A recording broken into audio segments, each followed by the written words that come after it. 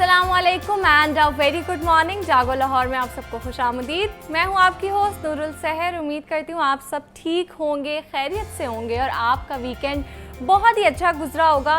Viewers, हम अक्सर सोचते हैं कि पता नहीं जो लोग सक्सेसफुल होते हैं या जिन लोगों का करियर बहुत अच्छा चल रहा होता है, उन लोगों के पास कोई जादू होता है, कोई अलादीन का चिराग होता है कि वो इतने आगे निकल जाते हैं। हम समझते हैं कि शायद इनके पास बहुत पैसा है या ये लोग बहुत ज़्यादा एक्स्ट्रॉर्डिनरी इंटेलिजेंट है या फिर इनकी किस्मत बहुत अच्छी है, लेकिन ऐसा नहीं होता। इनकी कामयाबी का राज छुपा होता है कंसिस्टेंसी के पीछे। हम जिंदगी में बड़े बड़े ख्वाब देखते हैं और बड़ी लगन से उन पे काम भी शुरू कर देते हैं, लेकिन फिर थोड़े दिन गुजरते हैं और हम गिव अप कर देते हैं, हम पीछे हट जाते हैं क्योंकि हमें चाहिए होते हैं इंस्टेंट रिजल्ट्स। हम सोचते हैं कि शायद फिर हमें टैलेंट की कमी है या किस्मत साथ नहीं दे रही कि हमें कुछ हासिल नहीं हो रहा। लेकिन सच्ची बात तो ये है कि हम में मुस्तकिल मिजाजी की कमी होती है। वो कहते हैं ना कि पानी का एक छोटा सा कतरा भी अगर बार बार एक जगह पे गिरता है, एक पत्थर पे गिरता है, तो वो बेशक सख्त से सख्त पत्थर हो, उसमें भी सुराख हो जाता है। तो ये ताकत इस कतरे की नहीं होती बल्कि इसके बार बार गिरने के अमल की है। बिल्कुल इसी तरह कामयाबी एक दिन में नहीं मिलती, लेकिन अगर आप रोज़ाना थोड़ा थोड़ा करके अपने मकसद की तरफ बढ़ते रहें तो एक दिन आप वहाँ पहुँच ही जाते हैं जहाँ आप पहुँचना चाहते हैं। तो अपने मकसद की तरफ छोटे छोटे कदम बढ़ाते रहें। थकना जायज़ है, लेकिन हिम्मत हारना बिल्कुल नहीं जायज़। कुछ ऐसे दिन आते हैं जब आप कहते हो कि बस मुझसे नहीं हो रहा। ऑब्वियसली आपको रेस्ट चाहिए होता है। कभी कभी दिल करता है कि इंसान बिल्कुल सब कुछ छोड़ के ना साइड पे बैठ जाए, या होता है ना फॉर एग्जांपल एक हफ्ता आप बहुत ज़्यादा मेहनत कर रहे हो फिर आप थक जाते हो, तो ऑब्वियसली रिचार्ज होने के लिए आप रेस्ट कर सकते हैं। आप अपना मी टाइम लें, आप घूमें फिरें, कहीं बाहर खाना खाना चाहते हैं, शॉपिंग करना चाहते हैं, जो मर्ज़ी करें अपने आप को रिचार्ज करने के लिए। लेकिन ये बात याद रखें कि उसके बाद आपने दोबारा वहीं से कंटिन्यू करना है। आपने गिव अप करके नहीं बैठना, क्योंकि अक्सर हमारे इर्द गिर्द बहुत से ऐसे लोग होते हैं, वो हमसे पूछते हैं कि क्या हुआ, अभी तक तुम्हारा टेस्ट क्लियर नहीं हुआ, अभी तक तुम्हारी जॉब चेंज नहीं हुई, अभी तक तुमने नई गाड़ी नहीं खरीदी। तो ऐसे लोगों को भी आपने इग्नोर करना है और जो आपका मकसद है, जो आपकी मंजिल है, अच्छी नीयत के साथ उसकी तरफ आपने मेहनत करनी है। व्यूअर्स, ये था हमारा आज का एक छोटा सा मैसेज आप सबके लिए। आगे बढ़ते हैं अपने पहले सेगमेंट की जानिब और आज हम बात करेंगे एक फ्रूट के हवाले से। पपीते के बारे में हम बात करेंगे कि ये कैसा फल है, इसके जायके पर ना जाए, क्योंकि इसमें आपकी सेहत के लिए बेशुमार फ़वाइद पोशीद हैं। और अक्सर जब हम बीमार होते हैं हम इसको सिर्फ तभी खाते हैं और आम रूटीन में हम इसको नहीं खाते। लोगों को इसका टेस्ट पसंद नहीं आता, वो नाक चढ़ाते हैं खाते हुए।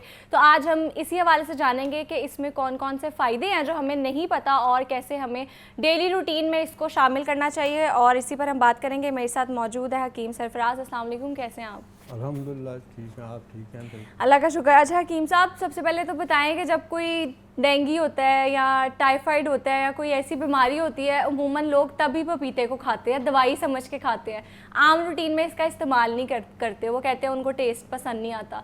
तो कितने फ़ायदे हैं इसके जिससे हम महरूम हो जाते हैं जब हम ऐसा करते हैं? तो सबसे पहले तो यह है जी कि लाहौर न्यूज़ का मैं शुक्रगुजार हूँ कि उन्होंने ये बड़ा अच्छा सेगमेंट रखा फलों का।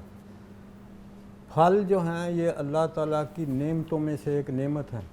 कुरान पाक में अंजीर, जैतून, खजूर, ये खुशक ड्राई फल हैं, इनका जिक्र है और अल्लाह ताला ने इनकी कसम खाई।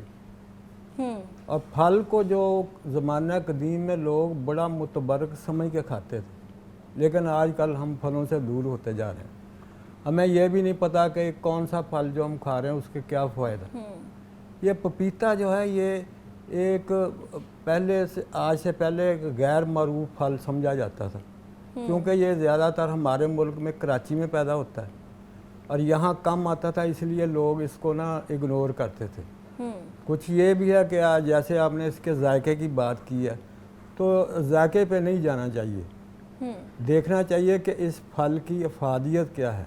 वैसे जायका इसका इतना बुरा तो नहीं होता? नहीं, मुझे इतना तो अच्छा बुरा लगता नहीं। है। जो फल ये एक तो कच्चा पपीता होता है और एक पक्का जो पका हुआ पपीता होता है, वो तो इतना मीठा होता है कि आप कहेंगे ये शहद से भी ज़्यादा मीठा है।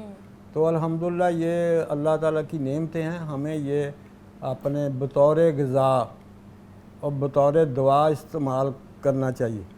इसके बहुत से फ़ायदे हैं फलों के। ये जिस्म से जहरीले मादों को निकालते हैं, ये आपका खून को साफ़ करते हैं, ये आपके खुद जल्द हज़म होते हैं और जो हम ग़िज़ा खाते हैं उसको भी जल्द हज़म करते हैं। और सबसे बड़ा जो पपीते का फ़ायदा ये है कि ये इनडाइजेशन, हमारी जो बदहज़मी है, हमारा जो निज़ाम है उसको ये कंट्रोल करता है। और इसमें अल्लाह ताला ने बेपनाह खसूसिया, ये खाली डेंगू के लिए ही नहीं, क्योंकि इस लोग पिछले दिनों में इसके जो है ना पत्ते वगैरह डेंगू के बुखार में इस्तेमाल करते थे, उसका भी मैं अभी ज़िक्र करूँगा। तो ये एक तो निज़ाम की सलाह करता है, कॉन्स्टिपेशन को रफ़ा करता है, मोटापे को दूर करता है। खाली पेट भी खाते हैं लोग, खाली पेट भी खाते हैं, और खाली पेट खाने के लिए ये इसके इतने फ़ायदे हैं कि ये मोटापे को कम करता है, पेट जो बड़ा हुआ उसको कम करता है। इसके लिए मैं तो ये कहता हूँ कि शाम के टाइम पे अगर किसी को मोटापे की शिकायत है या उसका पेट बड़ा हुआ है तो शाम के टाइम पे ये 200 ग्राम पपीते का गुद्दा और उसमें 50 ग्राम प्याज और एक लीमू उसके ऊपर निचोड़ के काली मिर्च नमक डाल के ये चंद हफ्ते इस्तेमाल करें, तो इंशाल्लाह आप देखेंगे कि ग्रेजुअली आपका वेट कम होना शुरू होएगा, आपका पेट जो बड़ा हुआ वो अंदर चला जाएगा, आपकी कब्ज़ दूर होगी, आपके मैदे में जो तजाबियत वगैरह है या इनडाइजेशन है वो इससे इंशाल्लाह रफ़ा हो जाएगी। ठीक है। अच्छा हकीम साहब, आँख की जो सेहत है उसके लिए भी पपीता बहुत अच्छा होता है और आई साइट भी इससे बेहतर होती है, तो इसको हम कैसे इस्तेमाल करें? बात ये है कि जो फल अल्लाह ताला ने बनाए हैं ना, ये उसकी हिकमत से खाली नहीं है। अल्लाह ताला ने उस फल में तकरीबन उसके एंटीज भी रखे हैं, जो जिस्म को नुकसान पहुंचाने वाली चीज़ें हैं उनको भी ठीक करता है। तो नज़र की आपने बात की कि आँख की बिनाई तेज़ करने के लिए मेरे हिसाब से उसमें सुबह के टाइम पे जो आपने बताया ना, सुबह पपीता का नाश्ता करें और उसके साथ सौंफ, ये मामूली सी चीज़ है, ये देखो ये सौंफ जो है ये इसकी 1 चमची चाय वाली, ये साथ चबाएँ डेली। ये आप 2 3 4 हफ्ते करें तो आपकी आई साइट डेवलप होना शुरू हो जाएगी।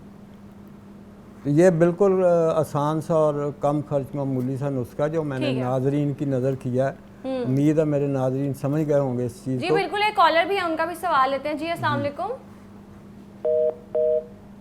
जी बताएं हकीम साहब, क्या नुस्खा आप बता रहे थे सौंफ का? मैं बता रहा था जी कि सुबह के टाइम पे अगर वो पपीते का गुद्दा जो है ना वो उसका नाश्ता किया है, यानी कि 100 से 150, इसकी मिकदार जो है ना पपीते की ज़्यादा से ज़्यादा 100 से 150 ग्राम, हद 200 ग्राम तक खा सकते हैं। उससे ज़्यादा खाएंगे तो फिर आपको पेट लूज़ हो जाएगा। अच्छा, मतलब ज़्यादा मिकदार में आपने नहीं ज़्यादा खाना। मिकदार। और एक ये है कि जो गुर्दे के मरीज़ है उनको पपीता जो है वो मुआलिज के मशवरे से ही इस्तेमाल करना चाहिए। अच्छा, जिनको किडनीज का मसला है उनको नहीं ज़्यादा खाना चाहिए। खाएं, क्योंकि ये फुल ऑफ विटामिन है। इसमें विटामिन ए, बी, सी, इसमें कैल्शियम, पोटाशियम, फास्फोरस, आयरन, इतने सारे इसमें एंजाइम्स हैं। तो ये आपकी सेहत को बहाल रखते हैं, आपको तंदुरुस्ती तवानाई अता करते हैं। तो हमें ये नहीं है कि सुबह उठे अंडा पराठा स्लाइस डबल रोटी, सुबह को फलों का नाश्ता करें, सेब का नाश्ता करें, पपीता का नाश्ता करें। सेब से तो हकीम साहब ज़्यादा भूख लगती है। सेब अगर आप खाली पेट खा लो ना तो उससे आपको ज़्यादा भूख लगती है। भूख लगनी की तो फिर बाद में आपको फिर नाश्ता तो बात सुने, भूख लगनी कोई बुरी बात तो नहीं है। हमारे पास मेरे मतलब में कई ऐसे मरीज़ आते हैं जो कहते हैं जी हकीम साहब हमें भूख नहीं लगती। मैं फिर उनको पूछता हूँ, अच्छा जी आप सुबह उठते हैं क्या करते हैं? हाँ जी सुबह उठते हैं 11-12 बजे हैं जी, तो उस वक़्त हम नाश्ता करते हैं तो बस भूख नहीं लगती दोपहर को। मैंने कहा अभी तो आपने 12 बजे तो आपने नाश्ता किया, तो 2 घंटे बाद आपको ये फ़िक्र लाहिक हो गई कि हमें भूख नहीं लगती, लिहाजा उस खाने में वक्फा होना चाहिए। ये तो तबीबों ने बताया है कि एक खाना जो है ना जो हम खाते हैं उसमें तकरीबन कम से कम 4-5 घंटे का वक्फा होना चाहिए। तो हम ये नहीं है कि जी उठें और ये चीज़ पकड़ ली खा ली उठे, और ये उसमें बैलेंस रखना चाहिए। तो ये फल जो हैं, ये फल एक ऐसी चीज़ है ये खुद भी जल्द हज़म हो जाते हैं और जो हमारी खाई हुई ग़िज़ा उसको भी हज़म करते हैं। अब ये पपीता जो है, ये कच्चा पपीता जो है इसका पाउडर भी मिलता है।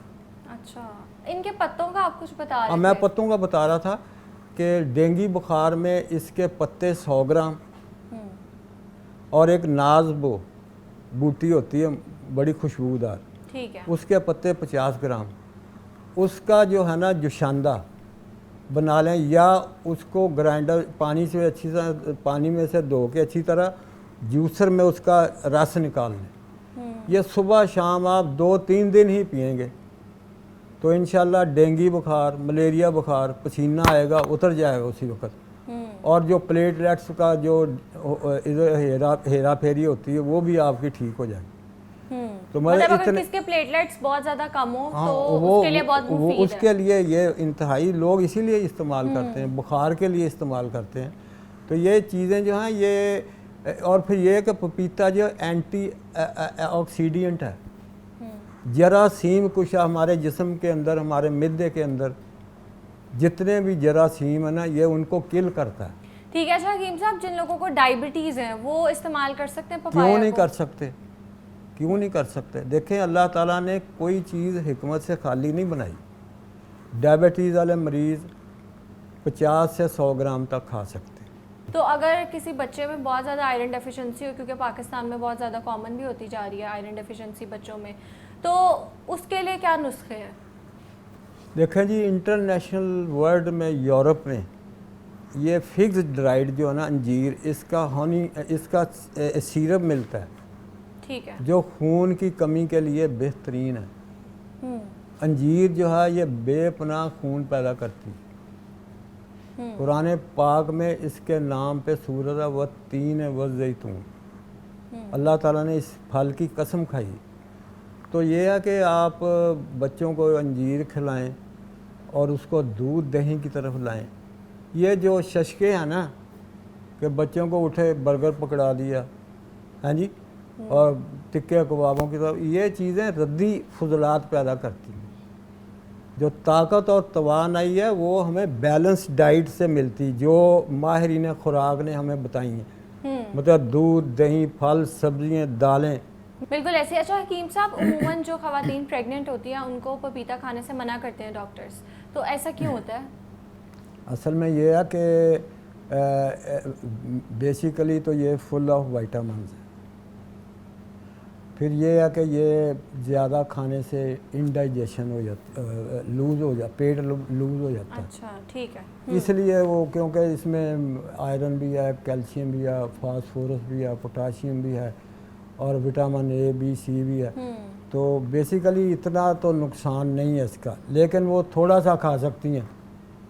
ये नहीं है कि 200 ग्राम खाएं, वो 50 ग्राम खा लें, 100 ग्राम, इससे नॉट मोर देन दिस। तो उसके साथ ये है कि अपना अल्लाह अल्लाह खैर सल्लाह, और कोई चीज़ खाने की ज़रूरत नहीं है। ठीक है। पपीते के फ़वाइद के हवाले से हम बात कर रहे थे कि इसको कैसे इस्तेमाल करना चाहिए। हमारे साथ हकीम सरफराज अहमद नूर साहब मौजूद थे, बहुत शुक्रिया आपके वक्त का। थैंक यू जी। अब यहाँ लेंगे एक ब्रेक के बाद दोबारा मिलते हैं।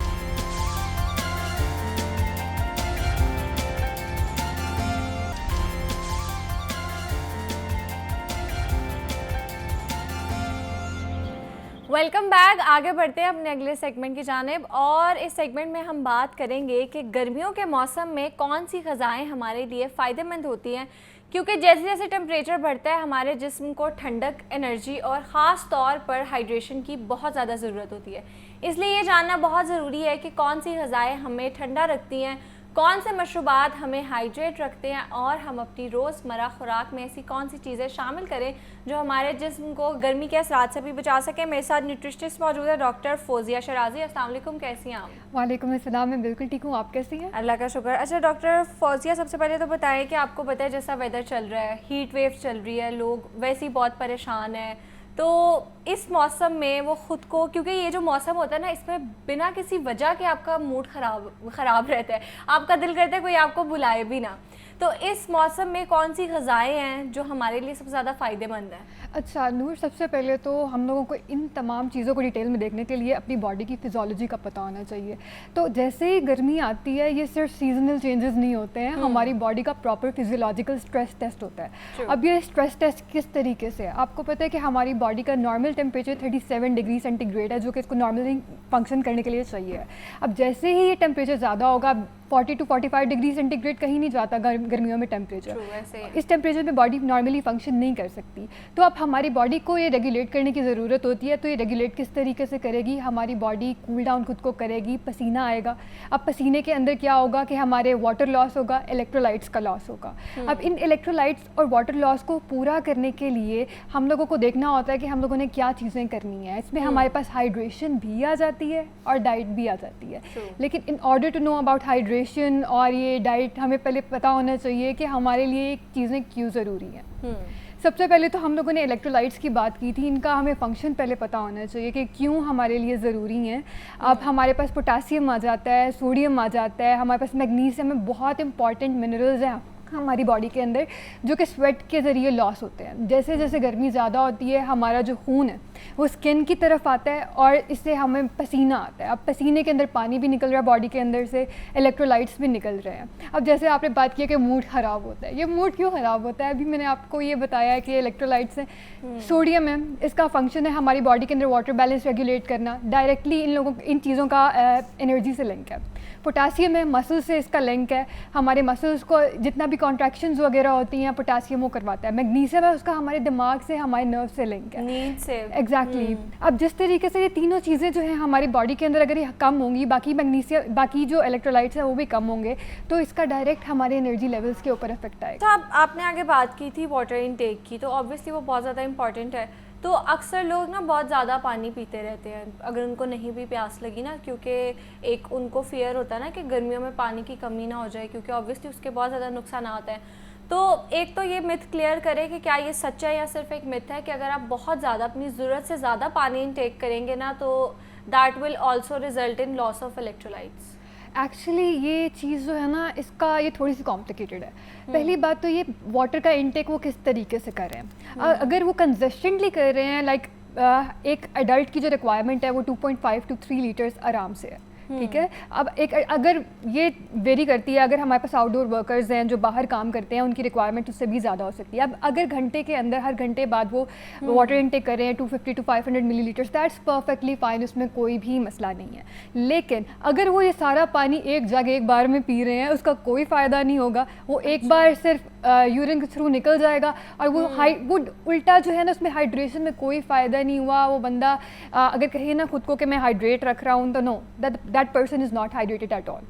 कंसिस्टेंटली खुद को थोड़ी थोड़ी देर के बाद हाइड्रेटेड रखना चाहिए, थोड़ी थोड़ी देर के बाद। मतलब किस तरह फिर रूटीन होनी चाहिए आपके वाटर इनटेक की? वाटर इनटेक की जो है ना, अब ये एज ग्रुप्स के ऊपर भी मैटर करता है। ये मैं आपको थोड़ा सा यहाँ पे बता देती हूँ कि अगर, क्योंकि हमारे पास वल्नरेबल पॉपुलेशंस होती हैं, हमारे पास एडल्ट्स होते हैं, हमारे पास बच्चे होते हैं, और हमारे पास ओल्डर एडल्ट्स यानी हमारे जो बुजुर्ग लोग होते हैं वो होते हैं। अब बच्चों के अंदर सबसे पहले तो हम लोगों ने देखना, तो यहाँ पे हमारे पेरेंट्स का रोल आता है, और अब स्कूल गोइंग चिल्ड्रन भी होते हैं। अब पेरेंट्स जो है, बच्चे तो अगर जब खेल कूद में होते हैं, उनको तो पानी पीने का कोई होश नहीं होता। बच्चों के लिए आप लोगों ने वाटर बॉटल्स जो होती हैं, अट्रैक्टिव वाटर बॉटल्स, वो रखनी है। और बच्चे पानी नहीं पिएंगे, वो उनके लिए आपने अगर जूसेस भी दे दे, दैट्स परफेक्टली फाइन, लेकिन फ्रेश जूसेस हों। और अगर आप फ्रूट पॉप्सिकल्स बना लें, ये हमारे पास योगर्ट बेस्ड आइस लॉलीज बना लें, ये परफेक्ट है। और स्कूल के अंदर टीचर्स का रोल बहुत मैसिव होता है। बच्चों को स्कूल बॉटल्स दे के भेजे पानी की, और वहाँ पे टीचर्स जो है ब्रेक टाइम में या जब भी हो उनको रिमाइंड कराएं, क्योंकि गर्मी बहुत ज़्यादा हो जाती है, देर बाद उनको याद करवाते रहें कि पानी कंसिस्टेंटली पिएं। अब इसी तरीके से एडल्ट्स का मैंने आपको बताया कि 2.5 to 3 लीटर्स उनकी रिक्वायरमेंट है। हर घंटे के अंदर 250 से 500 मिलीलीटर्स तक वो पानी पी सकते हैं, यानी एक गिलास। वो कंसिस्टेंटली हाइड्रेटेड रखेंगे इस तरह थ्रू आउट द डे खुद को, थोड़ी थोड़ी देर के बाद पानी पीते रहना है। अब ओल्डर एडल्ट्स यानी हमारे बूढ़े लोग जो हो जाते हैं, उनको याद नहीं रहता पानी पीना, और कुछ की मतलब फिजिकल डिसेबिलिटीज़ होती हैं। यहाँ पे एडल्ट्स की रिस्पॉन्सिबिलिटीज़ होती हैं कि उनको पानी एक्सेसिबल अमाउंट में उनके पास हो, किसी एक्सेसिबल चीज़ के अंदर, वाटर बॉटल्स हो गई उनके पास हो, और यहाँ पे एडल्ट्स थोड़ी थोड़ी देर के बाद उनको पानी देते रहें। किसी भी फॉर्म में हो सकता है, अगर वो लस्सी पीना चाहते हैं तो लस्सी की फॉर्म में हो सकता है, अगर वो कोई जूस पीना चाहते हैं, कोकोनट वाटर जो है। बिल्कुल। अच्छा, एक कॉलर है, उनका भी सवाल लेते हैं। जी अस्सलाम वालेकुम। वालेकुम सलाम। जी सवाल कीजिए। मैम नसीर बात कर रहा हूँ, नसीर हसन लाहौर से। नींद का इशू है मैम। किसका इशू है? नींद नींद का। अच्छा, नींद के लिए अब हमारे पास मल्टीपल रीजंस आ जाती हैं। सबसे पहले तो एक हमारे पास मेलाटोनिन जो है वो परफेक्ट सप्लीमेंट है हमारे पास नींद के लिए, लेकिन उसको यूज़ करने का भी एक तरीका है। उसके लिए भी आपको स्क्रीन टाइम अपना पहले लिमिट करना होगा। आपने डायरेक्ट मेलाटोनिन के ऊपर नहीं लगना, आपने अपना स्क्रीन टाइम लिमिट करना। आपको पता है कि आपके फ़ोन की ब्लू लाइट है, आप अगर फ़ोन यूज़ करते हैं या आपका लाइट ऑन है काफ़ी देर तक, सोने का जब टाइम हो गया है, तो वो डायरेक्टली आपका जो स्लीप साइकिल है इसको रेगुलेट करेगा। आपका मेलाटोनिन आपकी बॉडी में नेचुरली प्रोड्यूस हो रहा होता है, लेकिन ब्लू लाइट उसे कम कर देती है। और जब ये रेगुलेट नहीं होता तब हमें मेलाटोनिन के सप्लीमेंट्स लेने पड़ते हैं। मतलब जो उन्होंने नाइट मोड लगाया होता है उसका कोई फ़ायदा नहीं होता फ़ोन पे? नाइट मोड का फ़ायदा तब होगा अगर ब्लू लाइट नहीं है। अगर वो लाइट टेंट कर देता है येलो, उससे और कोई फ़ायदा नहीं होता। फ़ोन साइड पे रखना है, फ़ोन को इस्तेमाल नहीं करना। वैसे भी जो रिसर्चेस है ना वो हमें बताती हैं कि सोने से आपने घंटा पहले, आधा घंटा पहले फ़ोन साइड पे रख देना है।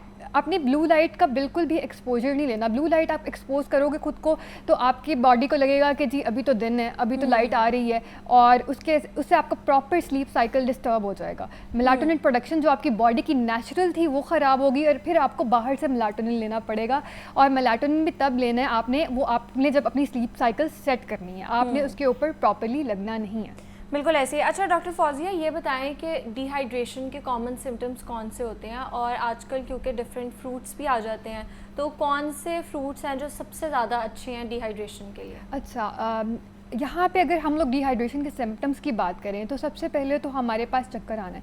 एक चीज़ होती है ऑर्थोस्टैटिक हाइपोटेंशन। आपने देखा होगा कि एक तो जो बंदा बिल्कुल पानी नहीं पीता उसे तो सही प्रॉपर चक्कर आएंगे, लेकिन अगर आप कभी कभी बैठ के उठते हैं तो आपको बहुत ज़्यादा चक्कर आते हैं। ठीक है। अच्छा, मतलब लोग कहते हैं कि वो आयरन डेफिशिएंसी की वजह से, वो आयरन डेफिशिएंसी की वजह से भी होता है। मल्टीपल रीजंस हैं, लेकिन उसके अंदर इलेक्ट्रोलाइट डेफिशिएंसी और हमारे पास डिहाइड्रेशन भी रीज़न होगी, क्योंकि अभी आपने कहा था हीट वेव का ये सीज़न है, तो हीट वेव के अंदर मोस्ट प्रॉब्ली इलेक्ट्रोलाइट्स जो हैं उसके लॉसेस होंगे। और वैसे भी धूप से अगर आप एक चक्कर लगा के आए ना तो वो बिल्कुल आपका सर घूमने लग जाता है, ऐसा लगता है आपको चक्कर आ रहे हैं।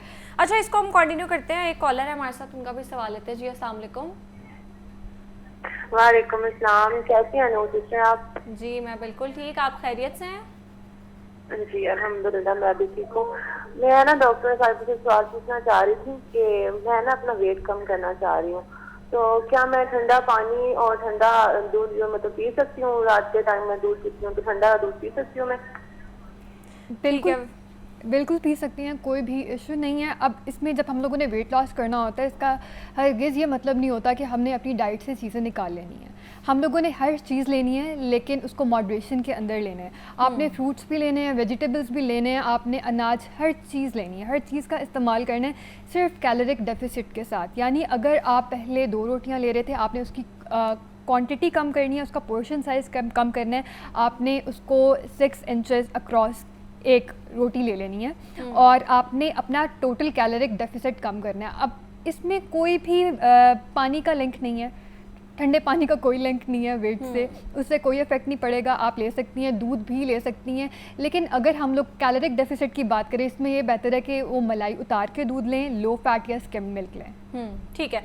अच्छा, हम फ्रूट्स की बात कर रहे थे जो हाइड्रेशन के लिए सबसे ज़्यादा अच्छे हैं। सबसे बेहतर जो है उसके अंदर हमारे पास वाटरमेलन आ जाता है। जितने भी हमारे पास वाटरमेलन जैसे फ्रूट्स सीजन भी है, एग्जैक्टली वाटरमेलन हो गया, हमारे पास खरबूजा हो गया, हमारे पास इवन वेजिटेबल्स भी इस तरह के हैं, हमारे पास क्यूकम्बर हो गया। ये तमाम जो है ना हमारे लिए बहुत अच्छी चीज़ें हैं, लेकिन हम लोग सोली रिलाय इनके ऊपर नहीं कर सकते हैं। हमें वाटर इनटेक साथ साथ करना है। ये हमारा ओवरऑल इनटेक बूस्ट कर सकते हैं कि हम लोग कह सकते हैं कि गर्मी बहुत ज़्यादा है तो हम लोग खाली पानी नहीं पी रहे, हम लोग अपनी डाइट के ज़रिए ज़रिए भी हम लोग अपने सॉलिड फूड आइटम्स के ज़रिए भी खुद को हाइड्रेटेड रख रहे हैं। इसके अंदर हमारे पास वही जिस तरह मैंने आपको बताया है वाटरमेलन के साथ एक हमारा बहुत अच्छा कम्बिनेशन होता है, हदीस में भी है कि डेट्स का न्यूट्रिशनल बेनिफिट्स बहुत ज़्यादा हो जाते हैं। मैंने क्योंकि इलेक्ट्रोलाइट्स भी तो हम लोगों ने देखने हैं, इलेक्ट्रोलाइट्स में हमारे पास इसमें पोटासियम बहुत ज़्यादा है खजूरों के अंदर, तो दोनों का कॉम्बिनेशन जब होगा तो वो बहुत ही एक न्यूट्रिएंट डेंस कॉम्बिनेशन हो जाता है। इसके अलावा coconut is very good, coconut water जो है उसके अंदर इलेक्ट्रोलाइट्स बहुत ज़्यादा है, और जिन लोगों को ज़्यादा रिस्क होता है डिहाइड्रेशन का, उनको चाहिए कि वो कोकोनट वाटर का बहुत ज़्यादा इस्तेमाल करें।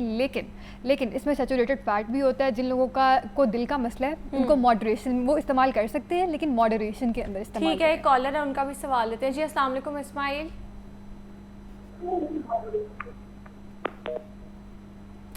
ड्रॉप हो गया आई गेस। अच्छा, ये बताएं कि जो कोकोनट मिल्क है, हम अगर मिल्क में थोड़ा सा कोकोनट पाउडर ऐड कर लें तो is it good, is it healthy? उसका टेक्निकली हाइड्रेशन से कोई इतना लिंक नहीं होगा। अगर आप कोकोनट वाटर की बात करें उसमें इलेक्ट्रोलाइट्स नहीं है, कोकोनट पाउडर इज़ टेक्निकली वही, उसका आपने श्रेडेड कोकोनट ऐड किया है, उसका आप कोकोनट वैसे ले लें, श्रेड करके ले लें, एज सच उसका इससे हाइड्रेशन से लिंक नहीं, लेकिन वैसे इट्स गुड। वैसे उसके क्या बेनिफिट्स हैं? हेल्थ इसके अंदर फैट होता है, हेल्दी फैट होता है, और आप वो फैट जो है वो इस्तेमाल कर सकते हैं। सोने से पहले आप पी सकते हैं उसको? पी सकते हैं, बिल्कुल पी सकते हैं, इट्स गुड। लेकिन उसका एसेज अगर हम लोग देखें ना, हाइड्रेशन से लिंक उसका कोकोनट वाटर का है, क्योंकि उसके अंदर इलेक्ट्रोलाइट्स काफ़ी ज़्यादा हैं, उसमें हेल्दी फैट भी है, तो मैं उसकी तरफ जाऊंगी। Coconut is good to take, लेकिन हाइड्रेशन वाइज उसका फिर इस तरीके से इतना रोल नहीं होता। ठीक है। अच्छा डॉक्टर फौजिया, सैलड्स की बात कर लेते हैं। कौन से सैलड्स हैं, किस तरह हम उनको बनाएं जो हमारे लिए बहुत ज़्यादा जो है बेनिफिशियल हो सकते हैं? सैलड्स जितने भी हैं वो हमारे लिए बेनिफिशियल हैं। अब वही अगर हम लोगों ने देखना, अगर हीट स्ट्रोक के लिहाज से अगर हम लोगों ने देखना कि इससे बचने के लिए हम लोग क्या कर सकते हैं, जिन फ्रूट्स और वेजिटेबल्स के अंदर वाटर कंटेंट ज़्यादा है हम उनको मिक्स कर सकते हैं। ठीक है, जिस तरह वाटर हमारे पास वाटरमेलन है, हम उसके अंदर टमेटोज़ जो हैं, यहाँ पे शायद ये ट्रेंड ना हो लेकिन बाहर बहुत ज़्यादा ट्रेंड है इन फ्रूट्स और वेजिटेबल्स को मिक्स करने का। प्याज जो है उसके भी काफ़ी ज़्यादा बेनिफिट्स हैं। इन आपको ये जितना वाटर कंटेंट ज़्यादा होगा उतना बेहतर है, और फ्रूट्स और वेजिटेबल्स आप जितने भी इनके कॉम्बिनेशन कर लेना, they are the best, because इनके अंदर वाइटामिन और मिनरल्स तो वैसे ही आ जाते हैं, और फिर साथ में आपने हाइड्रेटेड रहने के लिए कुछ भी उसके ऊपर वाइनरेट वगैरह आप उसमें ऐड कर सकते हैं, कुछ भी फ्लेवर प्रोफाइल वो आपके ऊपर है। हाइड्रेटेड रहने के लिए फिर आप उसके अंदर कोई सिरप ऐड कर लें, कुछ भी ऐड कर लें, पानी थोड़ा सा आपको साथ रखना पड़ेगा, क्योंकि आप इससे ये कह सकते हैं कि फ्रूट्स और वेजिटेबल्स से आप खुद को नरिशिंग न्यूट्रिएंट्स प्रोवाइड कर सकते हैं, लेकिन जो पानी प्रोवाइड करता है हाइड्रेशन, उतनी हाइड्रेशन नहीं प्रोवाइड कर सकते। तो दोनों चीज़ें साइड बाय साइड जाएंगी, हम लोग एक को दूसरी से रिप्लेस नहीं कर सकते। बिल्कुल ठीक है।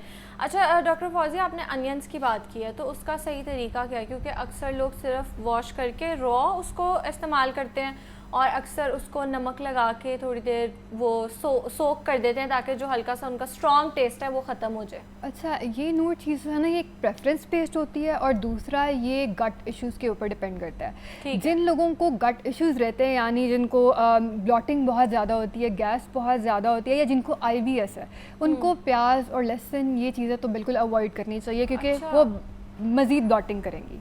ठीक है, उनको नहीं लेना बिल्कुल भी। लेकिन जिन लोगों को कोई मसला नहीं है, वो फिर उनकी प्रेफरेंस पे, चाहे वो नमक लगा के इस्तेमाल करे, चाहे नमक के बगैर इस्तेमाल करें, अच्छा बेनिफिट सेम रहते हैं? बेनिफिट सेम रहेंगे, कोई भी मसला नहीं होगा। ठीक है, तो समर फूड्स के हवाले से हम बात कर रहे थे कि हाइड्रेशन के लिए बेस्ट फ्रूट्स, फूड्स और ड्रिंक्स कौन सी हैं। हमारे साथ मौजूद थी doctor Fauzia शराजी। Thank you so much for your time. अब यहाँ लेंगे एक ब्रेक के बाद दोबारा मिलते हैं।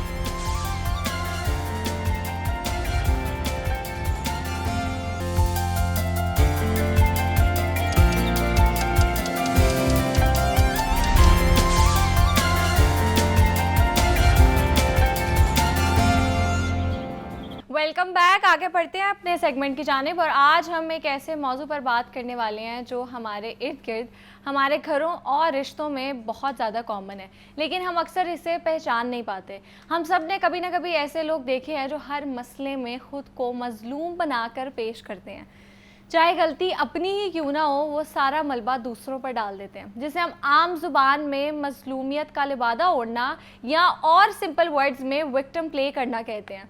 लेकिन क्या ये महज एक आदत है या इसके पीछे कोई गहरी नफ्सियाती वजह छुपी है? इंसान ऐसे क्यों करते हैं और इस तरह के रवैये के साथ डील कैसे किया जाए, इन सब सवालों के जवाब जानने के लिए आज हमारे साथ मौजूद हैं साइकोलॉजिस्ट डॉक्टर काशिफ फराज। अस्सलाम वालेकुम, कैसे हैं आप? जी वालेकुम सलाम, मैं ठीक हूँ जी। अच्छा डॉक्टर साहब, सबसे पहले तो बताएं कि ये लोगों को क्या बीमारी होती है जिन्होंने अपने बिल्कुल पास विक्टिम कार्ड रखा होता है और थोड़ा सा भी उनको ज़रा सा कन्फ्रंट कर लो, वो निकाल के ऐसे दिखा देते हैं जी बिल्कुल सही है। पहली बात तो इसको 3 टर्म्स में बयान किया जाता है। एक होता है विक्टिम प्ले, जैसे अभी आपने फरमाया, विक्टिम कार्ड भी कहते हैं। साइकोलॉजी में इसको विक्टिम मेंटालिटी कहते हैं। और एक और इसकी टर्म होती है विक्टिम माइंडसेट। ये क्या चीज़ है? ये एक सीखी हुई आदत है। अभी आपने फरमाया बीमारी, पहली बात तो ये कि DSM-5 में विक्टिम प्ले या विक्टिम मेंटालिटी या विक्टिम माइंडसेट कोई अलग से बीमारी नहीं है। ये एक लर्नड बिहेवियर है, एक सीखी गई आदत है, एक माइंडसेट है जो हमने इस मुआशरे में आकर अपना वजूद कायम होने के बाद या दुनिया में आने के बाद हमने उसको सीखा है। अगर ये शिद्दत इख्तियार कर ले, यानी इतना ज़्यादा हो जाए कि आप 24 आवर्स ही इस कार्ड को खेलना शुरू कर दें, तो फिर शख्सियती या जज्बाती आर्जी की शक्ल इख्तियार कर सकता है, मगर उस वक्त इसका नाम जो है वो तब्दील हो जाएगा। 3 बीमारियां ऐसी हैं जिनके अंदर ये वाला जो कार्ड है बहुत ज़्यादा खेला जाता है। पहली क्या होती है? PTSD, post traumatic stress disorder. कहीं ट्रॉमा आया और उस ट्रॉमे को आप पूरी ज़िंदगी अपने लिए इस्तेमाल करते हैं अपनी पहचान के तौर पर। दूसरा होता है बॉर्डरलाइन पर्सनैलिटी, ये पर्सनैलिटी डिसऑर्डर की। और तीसरा नार्सिस्टिक, नरगिसियत पसंदी है, जिसको हम कहते हैं खुद से प्यार करने वाले लोग। ये आदत क्यों बनती है? ये बचपन में जब बच्चा रोता है और माँ बाप उसको ज़रूरत से ज़्यादा तहफ़्फ़ुज़ देते हैं, यानी उस बच्चे को इतना ज़्यादा वो खूब प्यार करते हैं, इतना ज़्यादा उसको लाड देते हैं, इतनी ज़्यादा उसके नखरे पूरे करते हैं, इतनी ज़्यादा उसकी आदत ख़राब कर देते हैं कि फिर वो बच्चे को शौरी तौर पे समझना शुरू हो जाता है कि जब तक मैं रोऊंगा नहीं, जब तक मैं विक्टिम कार्ड प्ले नहीं करूंगा, जब तक विक्टिम मेंटालिटी नहीं दिखाऊंगा, मुझे वो चीज़ नहीं मिलेगी। पेरेंटिंग का बड़ा इंपॉर्टेंट रोल है। मैं कहता हूँ जी 99% रोल ही उसका है। वो जो रवैया मुस्तहकम करते हैं वो एक्चुअली पेरेंट्स ही करते हैं। इस पर एक बहुत खूबसूरत तजर्बा है कि ऐसा होता क्यों है। मार्टिन सेलिगमैन एक बहुत बड़ा नफ्सियातदान था जिसने पॉजिटिव साइकोलॉजी की बुनियाद रखी। उसने 3 बॉक्स लिए और उन 3 बॉक्सेस के अंदर उसने डॉग्स को रखा। एक बॉक्स वो था जहाँ बिजली के झटके मुसलसल पड़ते थे, मगर अंदर एक लीवर था कि अगर वो डॉग चाहते तो वो किसी तरीके के साथ, यानी कि उसको दबाकर लीवर को, तो वो बंद कर सकते थे। और जो दूसरा था उसके अंदर वो बंद नहीं कर सकते थे, शॉक मुसलसल आते रहने थे। और जो तीसरा, उनको कोई शॉक नहीं दिया। अब उसने जब शॉक्स देने शुरू किए तो डेफिनेटली जब बिजली के झटके लगते हैं तो आपको पता है वो जानवर हो या इंसान हो, वो साइड पे दुबक के बैठ जाता है। लेकिन उसके अंदर ड्रामा ये था कि जो सेकंड वाले थे जिनके लीवर नहीं था, थोड़ी देर के बाद उनका करंट ख़त्म कर दिया गया।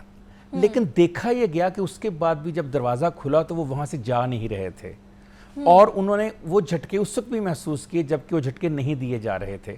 इसको उसने कहा लर्नड हेल्पलेसनेस, यानी कि हम हेल्पलेसनेस को लर्न कर लेते हैं कि मैं कुछ नहीं कर सकता। वो जी मेरी किस्मत ही ऐसी है, मेरे नसीब ही खराब हैं, और मैं हाँ जी मुझे और ये सारा कुछ करते रहते हैं, ये जी मेरे साथ ऐसे ही होना था। वो एक्सेप्ट ही नहीं करते। ये एक ना कोपिंग मैकेनिज्म है, डिफेंस कोपिंग है। यानी कि जब आपको फ्रस्ट्रेशन होती है ना, मुकाबला नहीं कर सकते, तो फिर आपके लिए बड़ा आसान होता है ब्लेम कर दे दूसरे के ऊपर। अच्छा, ये टर्म बड़ी मज़ेदार है, इको एक टर्म है। इको ये यूनानी असातीरी कहानियों में इको का मतलब था अपनी बाज़गश्त को सुनना। आज के कहते हैं इको आ रही है, यानी अपनी ही आवाज़ खुद सुनाई दे रही है। ये लोग इको से एक्चुअली बड़े होते हैं, ये खुद की आवाज़ सुनते हैं सिर्फ, इनको दूसरों की कोई परवाह नहीं होती, और ये हमेशा खुद को मजलूम समझते हैं, दूसरों के लिए इनके दिल में कोई हमदर्दी नहीं होती। अच्छा, वर्क प्लेस पे जहाँ आप लोग काम करते हैं, 40% से ज़्यादा तनाज़े जो हैं, कन्फ्लिक्ट जो हैं, मसाइल जो हैं, कहा जाता है कि उसकी बड़ी वजह यही विक्टिम माइंडसेट या इसका खेलना है। Journal of sociology and psychology है, 2000 गालबन उनकी 18 की रिसर्च है, बड़ी ज़बरदस्त। वो कहते हैं 8 से 10% आबादी जो है, दुनिया की बात कर रहा हूँ, 8 से 10% आबादी, अमूमी आबादी, ये विक्टिम माइंडसेट पैथोलॉजिकल की आदात इसके अंदर मौजूद हैं। अब आप सोचिए कि 8 से 10% का मतलब आप समझ रहे हैं कि यानी कम से कम 80 करोड़ लोग दुनिया में ऐसे होंगे जो इस माइंडसेट के साथ मेरे और आपके सामने मौजूद होते हैं। तो उन लोगों को उस विक्टिम माइंडसेट्स के साथ कबूल करना और हर वक्त उनको हमदर्दी देना कितना मुश्किल हो जाता है। ये वो लोग होते हैं जिनके साथ बड़े ही जिसको कहते हैं ना बारीक, हाँ बहुत बारीक तरीके से, बहुत एक रस्सी पे चलते हुए इनका ट्रीटमेंट हमें करना पड़ता है। बिल्कुल ऐसे है।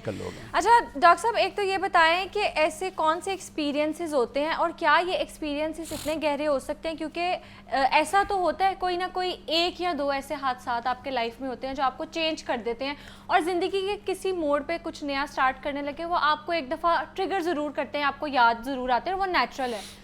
लेकिन कुछ लोग होते हैं उनसे 10 साल पहले कुछ हुआ है, 20 साल पहले कुछ हुआ है, तो फिर भी वो उस चीज़ से नहीं निकलते। अगर आप उनको बोलोगे कि तुम पढ़े क्यों नहीं, तुमने मतलब कैरियर में क्यों नहीं एक्सेल किया, तो उनके पास या पेरेंट्स होते हैं ब्लेम करने के लिए, या टीचर्स होते हैं ब्लेम करने के लिए, या रिश्तेदार होते हैं ब्लेम करने के लिए। एक तो ये बताएं कि ये चीज़ कितनी डेंजरस है और इससे हम निकल कैसे सकते हैं, क्योंकि ऐसे लोगों को अगर आप कन्फ्रंट करो ना कि देखो तुम ऐसे नहीं ऐसे कर लो, आपकी वाली बात, वो समझते हैं सब भी मेरे दुश्मन है और वो एक्सेप्ट ही नहीं करना चाहते कि मैं भी गलत हो सकती हूँ या हो सकता हूँ। ठीक है, पहली बात तो ये है कि इस मामले को जांचने से पहले वजूहात देखनी पड़ेगी। जब हमें सिम्टम पता चल जाए, कॉजेज़ पता चल जाए, तो बहुत आसान है डील करना। जो पहली कॉज जिसका आपने इशारा किया, बचपन की जज्बाती बदसलूकी बहुत बड़ा रोल प्ले करती है, बहुत ज़्यादा। ख़ास तौर पे अगर एब्यूसिव उसके साथ माहौल रहा है या इनकंसिस्टेंट, जिसको हम केयर गिविंग कहते हैं, यानी कभी प्यार कभी मार, कभी प्यार कभी मार, कभी बात सुनी कभी नहीं सुनी, या जब उसको नज़रअंदाज किया जाता है। तो आपने कहा कितने परसेंट, तो आप हैरान होंगी 15 से 43%, यानी 15 to 43% बच्चे जो हैं जो ज़िंदगी में किसी न किसी मौके पर इस प्रॉब्लम का शिकार हुए होते हैं। जो आपने कहा ट्रॉमा, 15 से 43, यानी तकरीबन आधी आबादी दुनिया की लगा लें, बच्चों की बात कर रहा हूँ। नंबर 2 क्या वजह होती है, ज़रूरत से ज़्यादा तहफ़्फ़ुज़। आपने कुछ पेरेंट्स ओवर प्रोटेक्टिवनेस, उनको बाहर नहीं जाने देते, बात नहीं करने देते, कॉन्फिडेंस नहीं उनको देते, बच्चों को कोई काम गिलास तक नहीं उठाने देते, पानी तक माएँ खुद पिला रही होती हैं। तो बाज़ का मदर या फादर का ओवर प्रोटेक्शन करना जो बच्चे को, वो भी ये प्रॉब्लम कर देता है। नंबर 3, जब शुरू में ये काम करते हैं ना, तो इब्तदाई तौर पे इनको बड़ा फ़ायदा होता है। मसलन देखें ना, एक बंदे के साथ हकीकी वाक़या हुआ तो हम में से हर कोई हमदर्दी करेगा, उस हमदर्दी का ये मज़ा लेना शुरू कर देते हैं। पहले लाशौरी होता है, बाद में शौरी तौर पे अपने डेवलप कर लेते हैं वो बात, क्योंकि इनको याद आता है कि वो जब मैं बिस्तर पे था तो सब मुझे सपोर्ट करते थे, मुझे काम कोई नहीं कहता था। लिहाजा ये हर वक्त वो बात करके आपको याद दिलाते हैं कि आप वही हमदर्दी दिखाएं जो आपने उस वक्त दिखाएगी। नंबर 4 कि ट्रॉमा आइडेंटिटी इनकी पहचान बन जाती है। आपने नोट किया होगा, वो जब बात करेंगे आपके, ओहो हाँ मुझे पता है उस वक्त बहुत मसला हुआ था। अब जो ही आप ये कहेंगे तो उसने उस एक वाक़े को अपनी पहचान बना के एक्चुअली आज के मसले से जान छुड़ा ली। मसला आप दफ्तर में किसी को काम कहेंगे, वो कहेगा तो अंत पता है जी मैंने कोविड होया सी, उस तो बाद मेरे को तो काम ही नहीं होता। कोविड एक बार हुआ है 7 साल पहले, मगर 7 साल में वो कमजोरी नहीं जा रही उस बंदे की, वो वही बात बताई जाएगा आपको। इसी तरह जो कैंसर सर्वाइवर होते हैं या एक्सीडेंट में सर्वाइव कर जाते हैं या जिनकी टांग टूटी ठीक हो, कोई काम आप कहेंगे वो बार बार वही बात, तो अंत पता है मेरी लात नहीं ठीक। तो डॉक्टर साहब क्या उनको सच में तकलीफ होती है या सिर्फ एक कॉपिंग मैकेनिज्म है ये? बहुत अच्छा क्वेश्चन, वेल डन। पहली बात तो ये कि वाकयातन तकलीफ भी होती है, इसमें ऐसे कहना कि बिल्कुल तकलीफ नहीं होती। कहा जाता है कि 80% ओरिजिनली भी बास्कत प्रॉब्लम होता है, 20% मैनिपुलेट किया जाता है। अच्छा। जो 20% मैनिपुलेट करते हैं ये वो लोग होते हैं जो शौरी तौर पर डेवलप कर लेते हैं। अब मैंने ये क्यों कहा कि 80% वाकई तकलीफ होती है, उसकी वजह ये है कि बहुत सारे ऐसे तजर्बात हैं, देखा गया है कि उन लोगों के ब्रेन का वो पार्ट मुतहर्रक हो जाता है जो ओरिजिनल पेन में मुतहर्रक होता है जब वो इसका जिक्र करते हैं। क्योंकि जो ओरिजिनल पेन होती है ना, आपको हकीकी दर्द होती है, हकीकी प्रॉब्लम होती है, तो आपके जिस्म के 2 पार्ट्स जो हैं ब्रेन के अंदर वो मुतहर्रक होते हैं। तो जो ही आप उस वाक़े का जिक्र करते हैं या उसकी याद आती है तो वही हिस्सा इसका मतलब हकीकी पेन भी फील करते हैं। लेकिन कुछ लोग ऐसे होते हैं जो 20% मैनिपुलेट करके सूरत हाल को अपने लिए हमदर्दी पैदा करने की कोशिश करते हैं। एक बहुत बड़े माहिर नफ्सियात हैं, हमारे उस्ताद भी हैं, रॉबर्टो असाग्युलो, उन्होंने बड़ी कमाल की बात की। उन्होंने कहा हर मजलूमियत के पीछे एक पोशीदा ताकत छुपी होती है। ये पोशीदा ताकत वो शख्स ये कहकर कंट्रोल करता है कि मेरे तो कंट्रोल में कुछ नहीं है जी, ये तो सब कुछ मेरे साथ कुदरत कर रही है, तकदीर मेरे साथ कर रही है जी, ये तो जी पता नहीं मेरे साथ जब से पैदा हो मेरे से ऐसे ही हो रहा है, और जी सारे रास्ते मेरे लिए बंद हैं, बाकी सब के लिए तो खुले हैं। ये एक मैं आपको केस बताता हूँ बड़ा मज़ेदार अपना। एक ख़ातून है मेरे पास तशरीफ़ ला रही हैं, उनको कहीं उनकी कंप्लेंट क्या है, उनके हस्बैंड कहते हैं जी ज़रा सी बात के ऊपर इसको पेन शुरू हो जाती है, प्रॉब्लमेटिक हो जाती है, कहती है मेरा कदर कोई नहीं करता, मेरी इज़्ज़त कोई नहीं करता, मैं दुनिया में ऐसी आ गई हूँ, मेरी माँ को भी ये कहती है, मुझे भी कहती है, अपने बच्चों को भी कहती है, सब। तो मैंने जब उससे बात की तो पता चला ख़ातून को कहीं बचपन में उसके वालिद ने नज़रअंदाज किया था, जैसे हमारे यहाँ हो जाता है कि बेटियों को या किसी एक बेटे को नज़रअंदाज कर देते हैं। जब वो बालग हुई तो उसने अपने अंदर ये डेवलप कर लिया कि घर में क्योंकि सब तकलीफ़ में मैं रही, रिजेक्शन में रही, अलग में रही, अब वो क्या करती है कि वो शौहर से और बच्चों से एक्स्ट्रा तवज्जो लेने के लिए, अटेंशन सीकिंग जिसको हम कहते हैं, उसने अपने अंदर विक्टिम प्ले या विक्टिम माइंडसेट पैदा कर लिया। जब वो ये कहती है सारे इकट्ठे हो जाते हैं, अम्मी को क्या हुआ, हस्बैंड कहता है मेरी वाइफ को, सास कहती है क्या हुआ बेटी, तो उसको इसका बड़ा मज़ा आना शुरू हो गया है। ये इतना ज़्यादा है लोगों के अंदर, हमारे ख़ास तौर पे जॉइंट फैमिली सिस्टम में, कि अगर आप इस तरह की कोई बात करें कि मुझे ये मसला हो गया, तो सारे लोग इकट्ठे होकर आपको हमदर्दी देते तो हैं, आप फिर उसको एंजॉय करते हो। आप इसको एंजॉय करते हो। एक्चुअली ये है मैनिपुलेशन, कि जब आपको ओरिजिनली वो प्रॉब्लम नहीं है तो आपने पैदा कर लिया, फेक एंड फिक्टिशियस किस्म की अलामतें आप पैदा करते हैं। अब इनको दूर कैसे, जैसे आपने कहा जी इलाज क्या है इसका, देखिए जो सेकेंडरी गेन्स होते हैं, यानी कि ये बात बताकर हमदर्दी लेना, उन सेकेंडरी गेन्स को आप रोक नहीं सकते, इसलिए कि अगर आप उसको सडनली रोक देंगे तो वो जो उन्होंने वहाँ से डोपामीन या हार्मोन लेने हैं खुशी के, वो रुक जाएंगे, स्टॉप हो जाएंगे। इसलिए जैसे मैंने कहा कि बड़े एक रस्सी पर तने के बराबर है कि बड़े एहतियात से बात करें। पहली बात ये, कभी इनको ये मत कहें कि हाँ आपके साथ ऐसा हुआ है, और कभी ये मत कहें नहीं आपके साथ नहीं हुआ। आप उसके दरमियान में कहें, जब भी वो आपसे कोई बात करें आप उनसे पता क्या कहें कि हाँ इसकी दूसरी साइड भी देखते हैं, यानी उनको सेकंड साइड या उसका दूसरा रुख भी दिखा दें, तस्वीर का दूसरा रुख उनके आगे रख दें, फैसले साजी ना करें। डॉक्टर साहब एक कॉलर भी है, उनका भी सवाल लेते हैं जी। अस्सलाम वालेकुम, कॉल ड्रॉप हो गया है, कोई बात जी डॉक्टर साहब। अच्छा, ये लोग एग्जेजरेशन बहुत करते हैं। अब इसमें भी देखने की जरूरत है कि एग्जेजरेटेड मटेरियल कितना है और ओरिजिनल प्रॉब्लम कितनी है।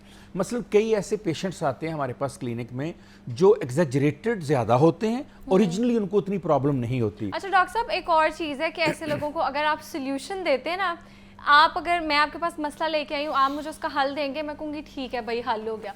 फिर ये लोग ऐसे होते हैं जिनको आप हल देते हो तो ये उसका मसला ले आते हैं। मतलब अगर आप उनको सोल्यूशन देते हो, सोल्यूशन की भी प्रॉब्लम इनके पास पहले से ही होती है, बिकॉज शायद वो सॉल्व करना ही नहीं चाहते। एक्चुअली देखिए, जब वो सॉल्व कर लेंगे तो उनको वो जो एक आर्टिफिशियल या मसनूई डोपामिन मिल रहा है, जो मज़ा मिल रहा है, जो हमदर्दी या एम्पथी मिल रही है, वो ख़त्म हो जाएगी। तो वो तो उन्होंने ख़त्म करनी नहीं, उसी का तो वो मज़ा कशीद कर रहे होते हैं। इसलिए वो किसी मसले के हल के लिए आपके पास नहीं आते, एक्चुअली वो उस मसले का हल करके कोई और मसला पैदा करने के लिए आपके पास आते हैं। आप वो मसला हल कर भी दें, उनका 100% हल कर दें। मसलन हम एक नया निकला है, हाँ, हमने एक मेडिसिन यूज़ करते हैं कि उसमें हम कहते हैं कि उसमें एक्चुअली कुछ नहीं होता, सॉल्ट नहीं होता उसके अंदर सिंपल शुगर होती है या नमक होता है। तो हम वो प्लेसिबो इफेक्ट कहते हैं उसको। हम प्लेसिबो देकर उसको कहते हैं कि ये इंजेक्शन जो तुम्हें दिया या ये कैप्सूल जो तुम्हें दिया, ये गोली, इससे तुम्हारा मसला हल हो जाएगा। अब वो क्योंकि उसको पता है कि डॉक्टर ने दवाई दी है, वो कहता है डॉक्टर साहब वो मसला तो हल हो गया, लेकिन हम 2 मसले और हैं। अब वो एक की जगह 2 और लेकर आ जाते हैं, और वो भी वही विक्टिम प्ले माइंडसेट ही के होते हैं जिसकी अभी आप बात कर रहे हैं। इनका हमेशा जो एक्सटर्नल लोकस ऑफ कंट्रोल रहता है, यानी इनका लोकस ऑफ कंट्रोल अपने आप नहीं हो कि मैं ये कर सकता, ये कर सकती हूँ। ये कहते हैं नहीं, तकदीर ऐसे करती है, हालात ऐसे करते हैं, इर्द गिर्द के लोग ऐसे, अल्फाज कहने भी नहीं चाहिए, हालांकि ये कहने में, हालांकि आपको ये पूरा इख्तियार दिया फैसला करने का, फैसला साजी का। ये लोग फैसला साजी भी नहीं करने चाहिए। इसको हम कहते हैं पुअर मी कार्ड। पुअर मी कार्ड होता है कि 24 घंटे आपने जेब में कार्ड डाला होता, नहीं जी मैं तो जी गरीब आदमी, मेरा जी हालात ही नहीं, सर मेरा तो ऐसे, मैं तो कर नहीं सकता। मुझे लगता है जब आप एडल्ट हो जाते हो ना, चलो 18+ नहीं 20+, तो आप अपनी जिंदगी के खुद जिम्मेदार होते हो। आप अपने उस्ताद को, अपने पेरेंट्स को, किसी को ब्लेम नहीं कर सकते। आपके हाथ पैर सलामत है, आप अपनी लाइफ को चेंज कर सकते हो अगर आप करना चाहते हो। तो मुझे लगता है अगर आप 20 साल से ऊपर हो गए हो ना, तो फिर तो आपको बिल्कुल ब्लेम नहीं करना चाहिए, बनता ही नहीं है आपको। बिल्कुल ठीक बात है। तो ऐसे लोगों के लिए अगर घर में किसी के या माहौल में है तो एक फार्मूला जहन में रखिए कि 30% ये मुबालगा आ रहा है, ये मैनिपुलेशन कर रहे होते हैं, 70% वाक़तन कहीं ना कहीं कुछ ऐसा होता है। तो 30% को एक्चुअली आपने टैकल करना या मैनेज करना होता है। अगर वो आप कर लें तो 70% का मसला भी उसका हल हो जाता है। और बात हम कर रहे थे विक्टिम प्ले के हवाले से, विक्टिम माइंडसेट के हवाले से कि हम अपनी ज़ात पर कैसे काम कर सकते हैं और बेहतर हो सकते हैं। मेरे साथ मौजूद थे doctor Kashif Faraz. Thank you so much for your time. अब यहाँ लेंगे एक ब्रेक के बाद दोबारा मिलते हैं।